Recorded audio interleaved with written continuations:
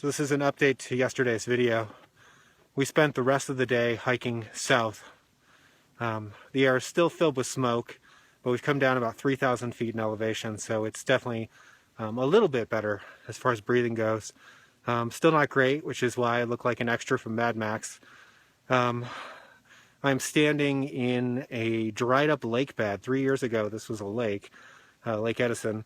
We were waiting along the shore for a ferry that will take us to safety. So the story behind that, we used our satellite phone to text back and forth with Kathy and find out the situation around this fire.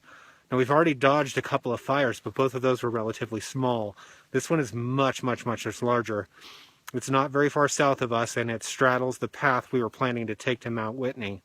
The fire itself is probably something that we can dodge, but the smoke isn't. And after having breathing this in for 24 hours now, I can tell you it's not healthy.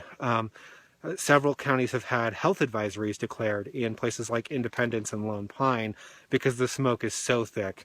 And some days it's going to be better, some days it's going to be worse, but the idea of hiking south for another 9 days through this kind of smoke, it's just not safe. So we had a long conversation and decided the safest thing for us to do was to pull the plug on the trip and call for an evac.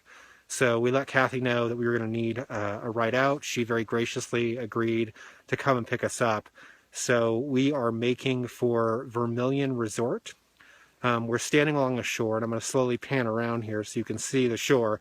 That's all that's left of the lake. It used to be much larger. And a ferry, which I suspect is probably just a simple motorboat, should be out here shortly to carry us up to the resort. We'll meet Kathy and be on our way. So unfortunately, we were not able to make it to Mount Whitney. That's disappointing, but I do feel good knowing it's not because of a lack of physical prowess on our part. I mean, we really have been trudging along through these mountains and we're determined to make it. But, you know, when you're faced with a fire of this magnitude, there's just nothing you can do. So it's unfortunate. We are going to have to give up. But we're coming for you, Mount Whitney. We'll be back next year.